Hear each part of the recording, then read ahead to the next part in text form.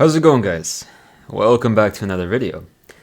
This one's just gonna be no prep, no nothing. I have no idea how it's gonna turn out. And it's on something that I've never really done before, namely a film review. So let's see what happens. Now, as you may find out briefly, momentarily, my taste in movies maybe is a bit bad, but I'm gonna talk about a movie that I just watched, which I actually did enjoy, legitimately. There were some kind of like cringe parts, and I'm usually not one for cringe. I actually find it extremely painful, but this movie is worth a watch for people who have an open mind and are okay with sort of amateurish type of quality. I don't know. It's actually not even that bad, like the production quality, but I think some people might like start watching and say, "What are you talking about, man? This is bad." But I honestly would recommend this movie, and it's called Time Trap. It's on Netflix, and I knew nothing about this movie beforehand. I just saw it. I actually typed in like time and Netflix because I really like anything involved with time travel or whatever. I just have a soft spot for it. So I read the 2 sentence description, and it actually turned out to be way different than what the description said. So yeah. Anyways, if you do actually want to watch it and don't want spoilers, yes, don't watch this video because I will be going in depth into my opinions and what happens and all this stuff. So just stop this and watch it right now if you want. Or for the people who don't care about spoilers or who are definitely not going to watch the film and just want to see me talk about it, keep on going, I suppose. So I admire the way the film was made. They made it in such a way that it was probably very cheaply made, but they did it in such a way that it's difficult to notice right away, and I respect that. Also, the acting at certain moments can be a bit questionable, but for me, I've never really, I can't really notice bad acting per se. Like there's no gradient. The acting is just atrocious and like completely high school play whatever level, or it's just normal for me, like not noticeable at all.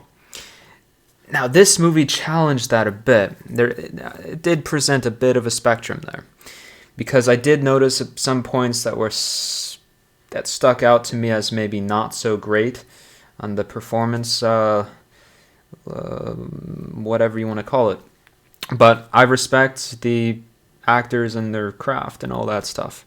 But beyond that stuff, let's get into what it's about. What am I talking about? So, Time Trap is... The premise is that there is this cave where, I guess you can call it sort of like not a black hole per se, but there is definitely this kind of event horizon that's kind of on the outside of the cave. So if you go in, there is immediate time dilation, so that you slow down to such a degree that the people on the outside basically don't see any movement whatsoever. Now, this is a big, maybe physics problem, which I thought about throughout the film. At that event horizon, you wouldn't expect, if there is some type of time dilation, you wouldn't expect any light to escape it so that you could see through that horizon, that border. But in this movie, I think they kind of just ignore that so that you can because there are certain plot elements that require you to be able to see through it, which I'll go into. But yeah, you can see through the kind of translucent border. It's a kind of rippling thing, and whatever you see inside, it just like no movement whatsoever. But on the outside, time is transpiring at a normal rate. But if you're inside, time is extremely accelerated, or at least it seems to you. So basic general relativity stuff, time dilation, all that. I'm not going to go into that stuff very much, but it is a major feature of this film. Right, so I just got back after a little intermission there. Yeah, so as I was saying, it starts off with a guy, a professor, I guess maybe a professor of archaeology or something. It's kind of irrelevant to the story. But anyways, he's going to... He went to go find... I guess his parents got lost in a... I guess he found the cave. I don't know what, but a long time ago, his parents went missing, and I think they had his sister with them or something. So the movie starts off with him actually at this location, and right outside the cave and stuff. And then he goes up to the... what do you want to call it, the translucent border thing of Event Horizon. He doesn't know what's going on there. And a big I think I want to mention is he has a dog with him, and usually it's a kind of unspoken rule of cinema is that dogs are to not to be like held very sacred and nothing's to happen to them, or else people will react very negatively. But yeah, I'm just going to say it straight away. This dog dies. Well, you don't see it happen on camera, but yeah, the dog does, die. And that right away shows you the type of film it is. It gets dark very fast, and I'll explain just the extent to which this happens. And I actually really... I respect it. I respect that. Just no borders going straight down that path. So he goes to the border, and then we don't see... He sees like some, I don't know, cowboy-looking guy, old-timey. He has like a revolver and stuff. He's wearing like old clothing and whatever. He goes in, the cowboy guy starts running. He was like stationary, and then he runs deeper into the cave. He doesn't know what to make of it, so he goes back out, and it's nighttime, I guess, and he notices immediately that there's much more vegetation. It seems like a very different environment, and his car is completely grown over with vegetation and stuff, and it doesn't start, and so they're scene cuts. He's kind of screwed. And then we go over to his TAs, some grad students or whatever. They know that their professor went out alone to this place, and so they have information about that. So when he doesn't show up, obviously they're worried. So they put together an expedition to go find him. They're very motivated. It's like kind of almost like it seems like a kid's film at this point. It's like the type of atmosphere, and like if you see it, you'll notice right away what I'm talking about. It seems kind of like a PG film, and people aren't using any like profanity or anything. They're just kind of worried about this guy, and he puts together. He has this. The main character is, I don't know what his name is, like Taylor, or I don't know, who cares? Just the protagonist guy, and then the other grad student, a woman. She's very positive and bubbly, and she tries to crack jokes and stuff. So they need a way to get out to this area where the guy was, where they knew he was searching and stuff. But apparently they don't have a car, so the main guy gets his ex-girlfriend or something, to get her dad's car. So she does that, and then for some reason her sister also comes along, and then her sister brings her friends. So her sister is like a 13-year-old or something, and brings her friend, which seems like, I don't know, a little bit younger or something, and he's kind of like maybe a bit special. I don't know what's going on there, but he's kind of a funny kid, like later on, but something really questionable happens to him. So they all drive out to this place. Somehow they get permission from the overprotective mother to bring these children along, and they tell the boy, the little kid, to stay like at the outside of the cave or whatever as they go in, because they think it's too dangerous, and they bring like rappelling equipment and ropes and all this stuff. So they just tell him to wait there, and then they all go in, thinking, I guess no problem. But as soon as they get down there, they notice that, well, the first people that get down there, when they yell to them, there's no response. They don't know what's going on. But then everybody gets down there except for the kid. He stays back. And then once they get in there, I guess they notice that, I think the ropes not instantly, but after a bit, they just fall down. And they think that the kid, as like a prank, cut the ropes.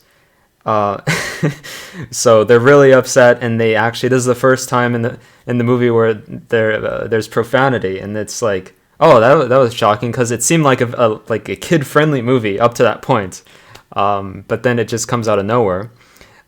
So that's when the film starts taking a turn, and the female grad student decides to climb up the wall, just free climb, no ropes or whatever.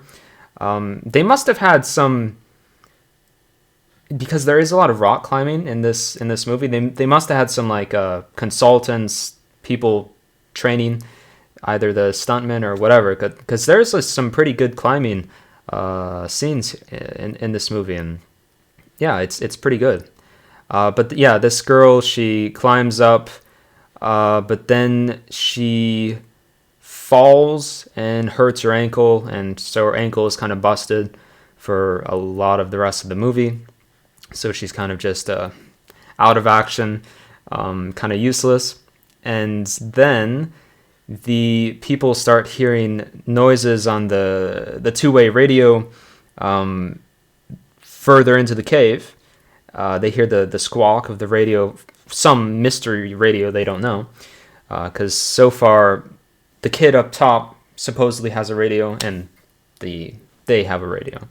So they get scared, and then they hear on the radio the kid's voice, and he sounds like he's hurt and scared, and he needs help. So, they at first don't know what to make of it, but then they decide to go in, and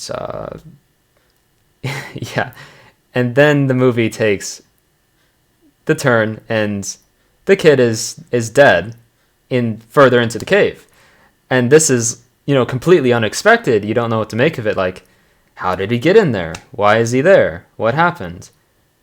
This kid that was making jokes a couple minutes earlier is now he's broke his neck just laying there, and they make a big deal out of it, trying to like cover it up. The girl doesn't want the other, like the 13-year-old girl to see and stuff. So, but yeah, it's very shocking. And then they eventually take a look at the kid was wearing like a kind of like a GoPro type thing, like they all are. How they have these cameras. It's quite a very high tech expedition for what's supposed to be just like a, I don't know, improvised rescue mission. And then they discover that the kid was out there for days, and he eventually ran out of food and water and decided to try to enter the cave through this overhead entrance that has this rope, and in the video they see he's hanging on the rope, and they see as he goes in like a couple feet or so, the sky starts speeding up like drastically, and it's actually a pretty cool effect. And that's what I was mentioning earlier, that for plot reasons they needed to make it so you can see through the border. But once you cross the border, basically the outside world starts speeding up like a lot. And what I at first thought was a flaw ended up being really creative and thoughtful, I guess. I at first thought that the flickering was supposed to be like the sun just going across, and so every flick would be like a day. But like the first scene with the professor, when he went in, you saw the flickering, but he was only in the cave for like a minute. So it would have, if each like flash was a day, that would have only been like maybe a couple months. Yet when he came out, like everything was grown over. It was like, decades had passed by. So I was thinking, wow, that's some kind of inconsistency. But they later find out that it is not, in fact, one day for every flash, but every season. Because as the Earth tilts, the sun is in different positions across the sky. So it's like kind of a band moving, and every time the band goes across the entrance of the cave at top, then you see the flicker. So every basically second is a year, and it's actually pretty fast, these flashes. But for some reason, the people have no idea what that is. They're just looking up at the sky and completely confused by it. But eventually one of the girls free climbs up this chute where the kid fell to his death, to see what's going on, and she comes out, and the world is completely different. It's all barren. She starts having difficulty breathing. I thought very good add in there, because if there's no vegetation, clearly something has changed in the atmospheric composition. So I like that. So she walks around, tries to get GPS signal, and then eventually looks up in the sky, and she sees this big it's a satellite, but it's like a massive satellite, and it's like a triangle thing. And she's really confused, and so she just hurries back down in there. And the people don't believe her, but she has everything on video, because for them, it seemed like she was gone for 2 seconds. But she said she was gone for like a half an hour. So she shows them the video, and then they compare the video of them just sitting there, and clearly something's wrong. So they first start to actually consider that there's some time dilation things happening. And then they start really worrying, because it might be that there's no way now to get back to anything, because there's nothing out there. It's just poisonous air in a desolate environment. But they take a look further into the kids' found footage, as it were. They stopped earlier they were shocked by just seeing the kid fall to his death, first person, which is kind of rough. But then the kid gets apparently he's still alive, as the camera's sitting there, and he's just laying there kind of unconscious or whatever. But then somebody comes by and beats him to death with a rock. So the film gets even more brutal,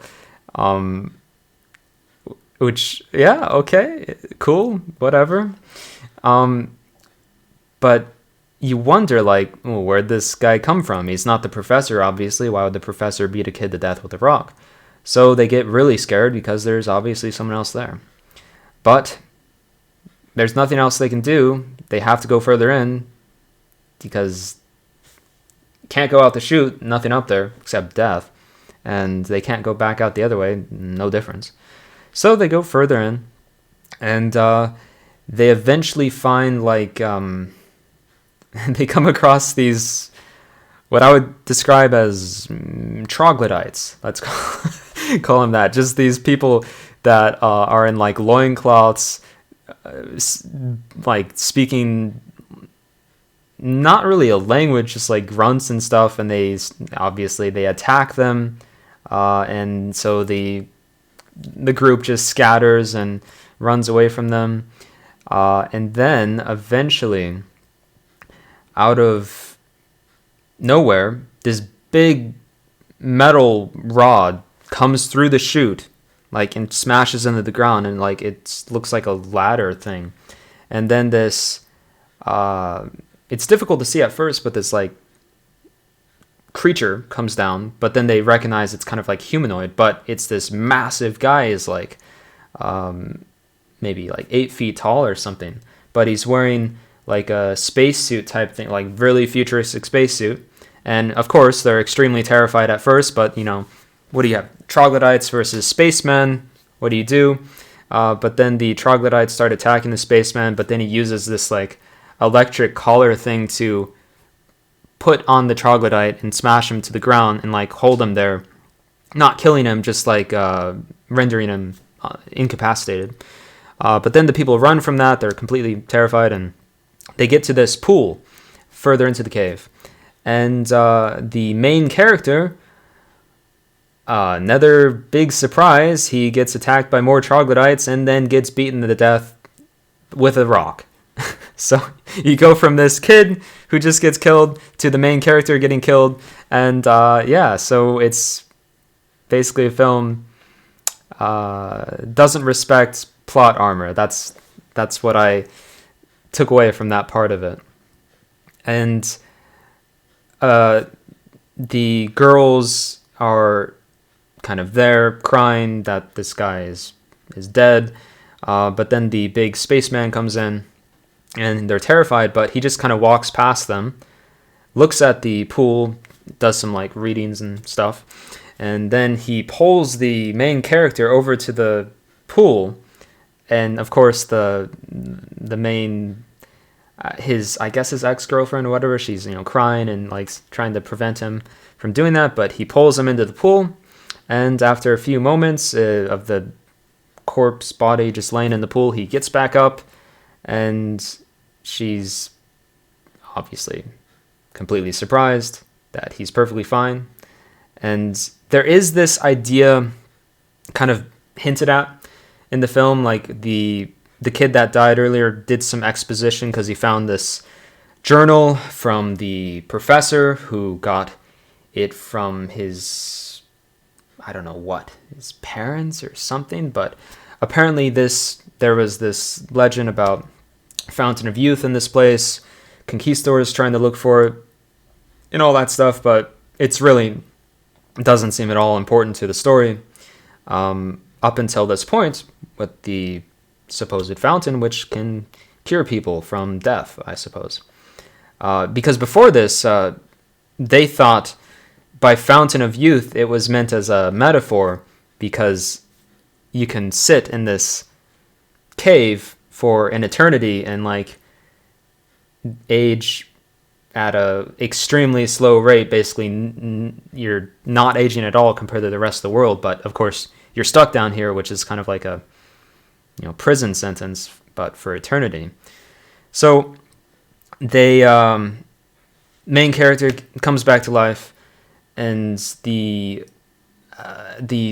troglodytes come, and then they fight the spaceman again. They rip off his mask. He can't breathe in the atmosphere because apparently thousands and thousands of years have gone by up above, and this guy has been born in space and stuff, and apparently they're used to different conditions. I don't know what.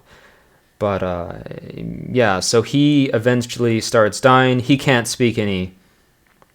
I like this. They added that so much time has passed that what he speaks is completely incomprehensible to the characters, which I think a lot of movies would just try and bypass this and wave it away. But I like when a story recognizes the significance of language barriers. Like the troglodytes can't speak anything. Spaceman, he speaks completely different language, so he can't explain anything, and you kind of want him to explain things, because why is he there? Why did he come just out of the sky down here with all this high-tech stuff? But no, he just dies. And that's it with him. But the crew continues to go further into the cave, and they eventually find the professor just apparently about to die. He has some type of stab wounds, gunshot wounds, we don't know exactly. But he's crawling toward yet another event horizon. And what do you see in this one? You see basically a tableau of conquistadors fighting some, I don't know what, but the artwork of this scene, it looks very nice, and the camera pans through all the stuff. Very good effects there. For what was probably an extremely low budget film, there was very good effects for that. I admire it quite a bit. But yeah, the professor says that there's shells of this whole cave, and that it goes slower and slower as you go deeper. I don't know how he would know this, but because he said he didn't go. I mean, I guess he went in for like a bit and then came out because he got stabbed or whatever. But he tells the main character, "Don't go in there." You know, he starts going through the little barrier, and that's another thing. I from a realistic standpoint, if there were an event horizon, never mind the gravity required to create it, sucking a person in. Now, you know, people think there are ideas that you could, after you go past an event horizon, you could survive, and it would be relatively normal for your body for, you know, hours. But then once you get toward the singularity, then that's when problems would happen, and then you would eventually die. But it is apparently realistic that you could function relatively fine in a state of basically severe time dilation, which is what the whole, you know, team is in the whole movie, basically. But I don't understand when they put their hand through that translucent border or take it out. It seems to me that it would be difficult to be partially in and partially out. There would have to be some type of differences in the aging, or there'd be difficulties just pushing through in the first place. I don't know. I think there's some type of physical problems there, like actually passing through this border. But obviously that would be kind of pointless in the film if you can't go through there to, you know, all that stuff. But yeah, so what ends up happening, I have no idea why, but they find his parents, by the way. They're dead, but apparently recently dead. Like, they were back in the 60s, they were lost. And they find his sister, who at the time, I'm talking about the professor's family. Yeah? They find his sister, who at the time in the 60s was a little girl or whatever. And they also find the cowboy guy, and they take his gun. And the professor tells the main character guy, you know, give me that gun and run off, save the other people. At this point, it's kind of like breaking down. I don't know what the professor's motivations are. Yeah, he wants to kill the troglodytes, but like, he could just go back to the fountain and heal himself. I mean, that's what the main character said to do, but the professor just says, no, I'm done for. It's like, it seemed kind of stupid there. But yeah, so the troglodytes fight him. He shoots his 4 bullets remaining and gives up. We don't know what happens there. So everybody runs back to... And by the way, they throw the kid that fell through that chute into the pool, but he doesn't come back right away. We don't know. They kind of just leave him, and they run because all the troglodytes are chasing them. They run back to the chute where this ladder was, The ladder was created by this device that the spaceman brought. That it's like a handheld device thing that you put, and it creates this ladder that goes way up into the sky.